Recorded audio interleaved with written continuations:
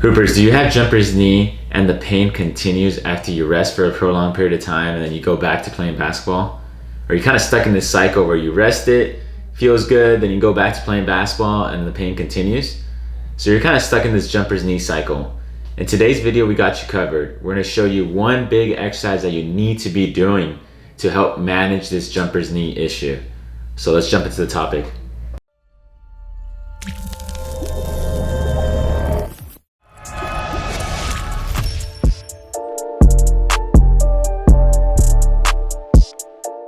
What's up, Hoopers? My name is Marco Lopez, Doctor of Physical Therapy and Certified Strength and Conditioning Specialist and co-founder of the Basketball Doctors alongside with Dr. Gabe Ignacio. Our goal for the Basketball Doctors is to provide evidence-based information, all things basketball, for as many Hoopers as we can. If you like our videos, please help us grow our channel by liking, commenting, subscribing, and sharing it with friends and family. All this information provided is just for educational purposes, not medical advice. If you do need medical advice, seek out a healthcare professional or reach out to us via email or slide into our DMs on Instagram or TikTok. All right, guys, now let's jump into the topic for today, which is jumper's knee rehab management. All right, Hoopers, today we're gonna go over one exercise that will decrease your jumper's knee pain immediately. But before we begin, let's kind of review what jumper's knee is. So jumper's knee is pain in the patellar tendon, and it's a result of degeneration and thickening of the patellar tendon due from multiple things. But one of the main sources are an increase in work volume, meaning you start playing more basketball games, or you change to a jumping program, meaning you start jumping more and more. So you started a jumping program a week ago, and in the next couple of weeks you start having some knee pain. It's a result of the patellar tendon not having the capacity to maintain the stress that your body's going through.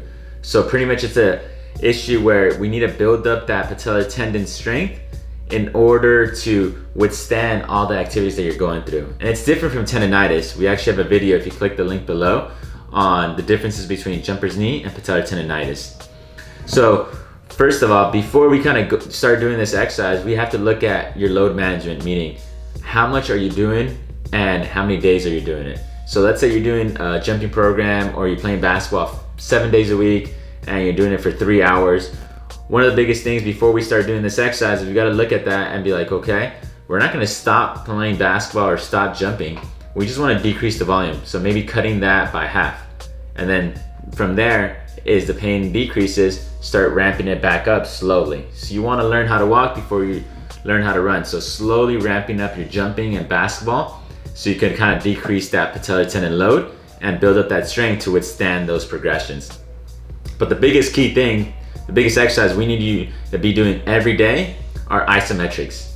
Isometrics are huge because not only will it build the quad strength, send like cortical representation into the muscle, meaning it helps you activate the muscle faster than another kind of exercise, like a whole eccentric and concentric exercise, because you're just holding that muscle at a specific length and activating that muscle. It also provides an analgesic effect, meaning it helps decrease pain. Studies have shown that isometrics help decrease tendon pain if done correctly.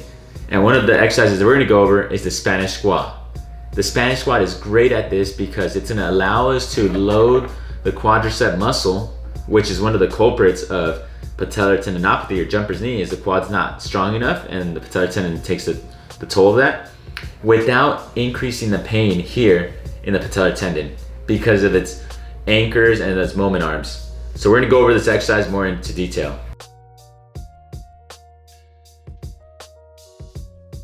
All right, Hoopers, we're gonna go over the Spanish squat. So first, grab a big strength band. So a strength band we have to have thick and be strong because that's really gonna help us out in this exercise. So it's not a TheraBand, it's a strength band. From there, we're gonna place this strength band slightly below our knee. So we're not gonna wanna have it right on our knee. It's gonna go slightly below our knee. So make sure when it's anchored, the strength band on the pole, it's aligned with slightly below your kneecap. That's gonna decrease the pressure on the posterior structures of the knee, meaning like the arteries and the nerves.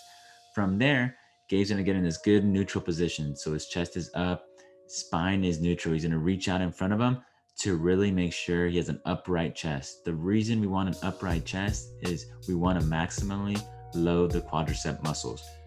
And in this position, because the strength band is pulling us, It's gonna allow Gabe to really activate those quads and sit back.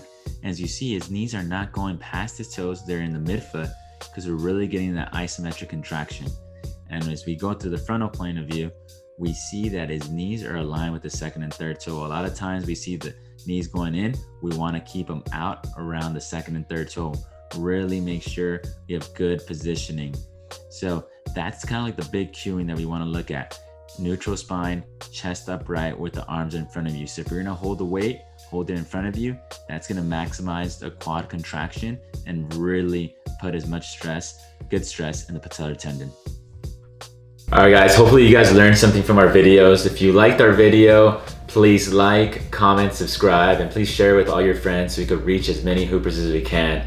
And if you didn't like the video, that's okay. Just hit the dislike button, but just tell us why you didn't like it so we could fix that and keep on providing you great content.